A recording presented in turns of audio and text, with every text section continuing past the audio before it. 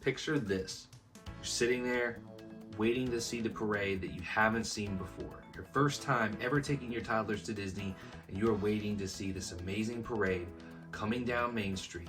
And just so happens that you can feel all of your drenched clothes with vomit. Yes, guys, that happened to us. Actually, something that happened to us there at Magic Kingdom, and we are here to tell you guys about it. Today, we're talking about Disney time with toddlers again, talking about Magic Kingdom, the iconic classic park at Disney that I'm sure anyone taking their toddlers will have to visit when they go. So, we're gonna talk about our experience, tell you a little bit about it. We're gonna tell you guys about the mistakes that we made down there so you don't have to make them, okay? Let's go ahead and get into it. Before we get too far into it, wanted to remind you guys we are official free travel agents specializing in Disney, Universal, Royal Caribbean, Carnival Cruise Line, you name it, we can pretty much take care of it for you and your family. So we would love to help you make your next set of magical memories. So feel free to reach out to us. We have the email down below in the description. Thank you guys. Back to Magic Kingdom, talking about this. First thing we're gonna talk about is nurseries and the first aid locations. The reason we're gonna talk about that is because our kids, just like many others, have complex medical conditions. Because of this, we did have to travel to the first aid station at one point because of one of our children. These locations can do blood pressure, they can do any kind of bandages, things like that. They have over-the-counter medications like Tylenol and things that they can give. They also have, if you're worried about hydration, things like that, you need electrolytes. You can also pop in there. Sometimes they have those available for you for children who are possibly experiencing dehydration. And they can also check some of the vitals going on with your child as well. So they can check your blood sugar. Most people don't know that. They can check your blood sugar there. Obviously blood pressure and things like that as well. We're gonna make sure that in each of these park videos that you know where they're at. Now for the one at Magic Kingdom, you get down Main Street, turn left, go all the way over, right before you get to Crystal Palace, okay? Before you get there, there will be a spot between Casey's Corner, Crystal Palace. You go right in there and they have it. They also have the baby care station there. It's a very quiet place if you have infants that you wanna just sit in a quiet spot, relax. That's a really good spot for them as well. And first aid, if they're not too busy, they will allow you to sit in there as well for a quiet location if you have a child that needs just a quiet, calm down place. Okay guys, we're talking about strollers, okay? Strollers, it's a toss-up with what you wanna do, okay? We checked ours on the plane, went down there with our stroller that we had from home. It was good for us because it had a lot of things, locations where we can strap things to, carabiners on it and stuff like that, that made it easy for us to maneuver. But for some people, you do want to rent them at the park. If you do, you're talking about $15 a day for a single stroller. You're talking about $31 a day for a double stroller, okay? Multi-day can give you some discounts, minimal, but there are some discounts there if you want to do multi-day rentals in advance, which you can do. And when you get to the park at Magic Kingdom, this is going to be located between the two entrances of the park. So you walk in, you have the train station up above. When you go in, you're going to turn to the center, whether you're going on the right side or the left side, it depends, but you're going to go to the center. That's where you can look at your stroller rental location. And we're talking about the restroom locations, guys. The biggest thing we're going to tell you here is the My Disney Experience app. Check that out, make sure you download it, and you can search and specify for exactly what you're looking for in the app. And one of those is restrooms. There's never a restroom that's too far away, okay? If you think you got to go really far to get to a restroom, you're probably missing one right around the corner. Check out the map, check out the restrooms. They're always close by at Disney World. And we're talking about rides. This is a big thing, guys, is the rides. First off, we're gonna classify these as A, B, and C. A is the one that you gotta make sure your kids do when they're there at Magic Kingdom, okay? First off, we're talking about Peter Pan. Absolutely amazing classic ride, have to do it. Get in there early in the day, ride that ride because the line is super long. You gotta get there and do it immediately. Use the advantage of the 30 minutes that you get for your hotel and get in there and ride Peter Pan. Winnie the Pooh, another classic ride, one of our family favorites because my wife is a huge Winnie the Pooh fan. Make sure you check out Winnie the Pooh, absolutely amazing, dark ride there that the kids will love. Pirates of the Caribbean, a little bit iffy, okay? It can be scary for some kids, not scary for others. The other, Haunted Mansion, absolutely make sure your kids are okay with this. Check in advance, make sure they're good. Our kids were fine, but some kids, it will be too much for them, okay? Barnstormer can be a little bit too much as well. Check out your kids, get a feel from them on some other rides like Pirates of the Caribbean Drop. And if they have a little bit of issues with that, I wouldn't do the Barnstormer. Carousel in the middle of the park, absolutely amazing. Obviously, you got to do it. It's classic Disney, and it's a small world. If you're taking friends with you or your in-laws with you, put them on It's a Small World with your kids if you want to preserve your sanity, okay? That's the only thing I would say there. The B class of rides, guys. We're talking about Little Mermaid. Usually not a long line. You can usually get on this throughout the day. The teacup ride, you can get this at most amusement parks, but the teacup ride is obviously an iconic one that's there. You have the Dumbo ride, Magic Carpet ride, two clones of each other as the Magic Carpet ride and the Dumbo ride. Pick one of them. I would say you don't have to do both if you're trying to make sure you can do all the rides that you want. Jungle Cruise is one. It might go over their head a little bit. Okay, these jokes are sometimes more adult folks jokes. They may go over the kids' heads. They may not enjoy it as much as the adults do. So maybe think a little bit about what age your toddler is at to see if they would know the jokes. Astro Orbiter, another one that is similar to Magic Carpets and Dumbo. People Mover, that's one you want a relaxing time during the day. Kids see the park and stuff. Yeah, you can put them on the People Mover. That might be a good idea for them. Big Thunder Mountain. And that's one that might be a little bit too intense for them, but get a feel from your kid. Tomorrowland Speedway, that's a classic, iconic one. I still have pictures of me as a toddler with my parents doing that. And Casey Jr.'s Train Ride. Obviously, check that out because train rides, they're classic for Disney, right? And then C, these are the ones where your toddlers are most likely gonna be too short to ride, okay? Or it's gonna be too intense for them. We're talking about Space Mountain, Tiana's Bayou Adventure, Seven Dwarfs Mine Train, Tron, Carousel of Progress. And mainly the Carousel of Progress because they just don't get it, guys. They don't understand what they're watching there, and they really wouldn't enjoy it that much. Our kids got very, very bored watching that.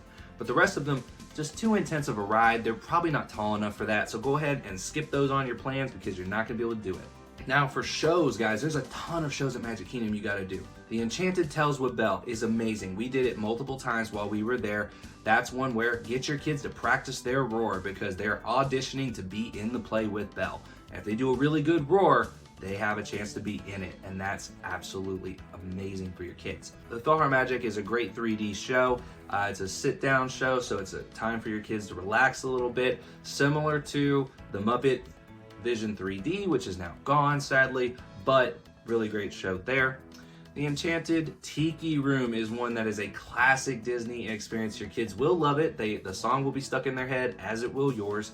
And so that's one you should definitely check out. Usually not too long a line for that throughout the day. Country Bear Jamboree. Guys, the animatronics are amazing here. Amazing animatronics. Your kids will absolutely adore those bears up on the stage. You should definitely check it out. Monsters Inc. Laugh Floor. Some of the jokes may go over the kids' heads. So if they're a big Monsters Inc. fan, I would take them to this. If they're not, maybe skip this because the jokes might not necessarily be something that they understand. And then the Hall of Presidents, probably skip this one again, guys. They just don't care when they're toddlers. They don't understand those things at that age. They don't care. So maybe skip that. And we're talking about the characters at Magic Kingdom, okay? This is a huge array of characters that you can see at the park and classic quintessential characters as well.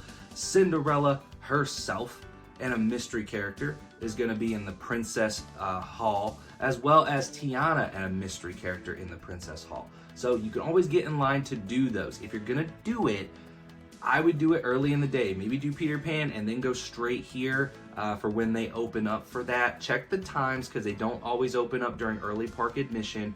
So check the times you can get in and go check out those princesses if characters are important to your kids. It was way more important to our kids than we expected. And the second day that we went to Magic Kingdom, we spent a ton of time doing characters. That's where we also got to see Ariel. She has a grotto that she is at all throughout the day. Really good opportunity to see her. Peter Pan and possibly Wendy, because sometimes Wendy joins Peter Pan and they have a great experience there. Mickey Mouse, Mickey and his friends, okay? Mickey, when you walk in, is just to the right. When you first walk in, there's a chance to go meet Mickey, and then back in the Dumbo, the circus area, is where you can meet some of his friends randomly throughout the day.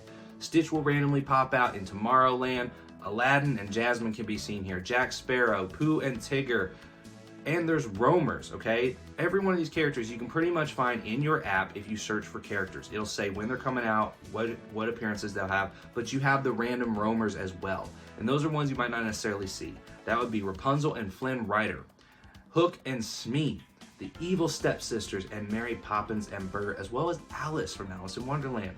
So amazing set of characters. Now, the biggest thing at Magic Kingdom that we're going to talk about is the spectaculars. These are not just the nighttime spectacular, happily ever after, but we're talking about the parades. The Festival of Fantasy parade is the best parade out there. It's amazing. It's got every single character, well, not every single character, because Merida was pulled out of it, which we're upset about, but whatever, don't want to rant on that. But anyway, the parade is amazing. It's got an amazing amount of characters. Your kids will see almost every single character that they love and they want to experience there, okay? I wish Mulan was in it. I wish that Merida was back in it, but hey, I understand they have to make some changes. They have to make some cuts somewhere, right? But this is an amazing experience. The kids will love the parade throughout the day. Get there early, about 30 to 45 minutes before the parade, to get a seat on Main Street, or the best option is to go down toward Frontierland and try and get a spot there, because the parade route goes through there as well. Same thing when we're talking about the light parade. The light parade was absolutely stunning when we went and watched this. The characters are so interactive. They can move and dance and do a lot more because it's at night when it's colder outside.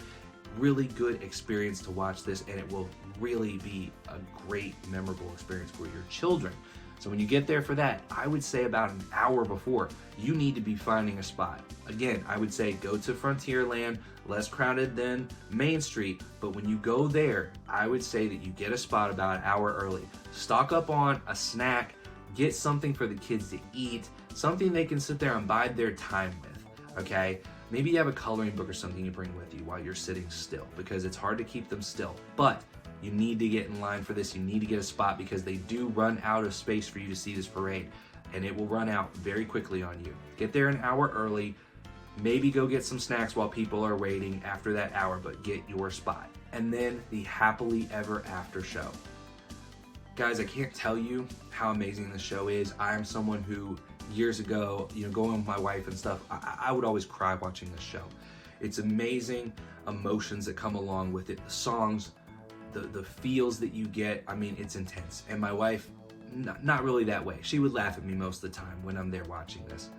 And when we went with my son and my daughter this year, we're sitting there watching this, and my daughter, she's starting to cry. I'm crying. She's holding me tight. She's smiling so big, and she's getting the feels that I am. And I just can't tell you guys enough how much of a magical experience that nighttime Happily Ever After show does. It is so amazing. They have live, a real Tinkerbell flying across the sky above you, and it just hits you hard. And I can't tell you how much that meant to me and my family to be watching that together and to hold each other. We went through a lot, and we had 3 years apart because some doctors screwed up. It made everything better. So when you're going there with your toddlers, make sure to prioritize these shows. I know it's hard for them to stay up at night. Let them get their naps in. Push them in the stroller. Let them sleep. Let them get their naps, and make sure you do these nighttime spectaculars, because guys, it meant everything to me and everything to my kids, and my daughter still remembers that. She loves that show, and I'm super excited to go back again and get to experience that with them. So thank you guys so much for tuning in. Appreciate you. If you made it all the way through this video, amazing. Thank you so much. If there's any tips or tricks you want for your toddlers, anything you need, tell us in the comments down below. If you like the content, hit the like button, subscribe to the channel, and we can tell you when our next videos are coming out. And if you want to go down to Disney, Universal, or take a cruise, reach out to us. Our email is in the comments down below. You can always reach out to us. We are free travel agents. We'd love to help you book your next set of magical memories. We'll talk to you guys next time. Christ is King.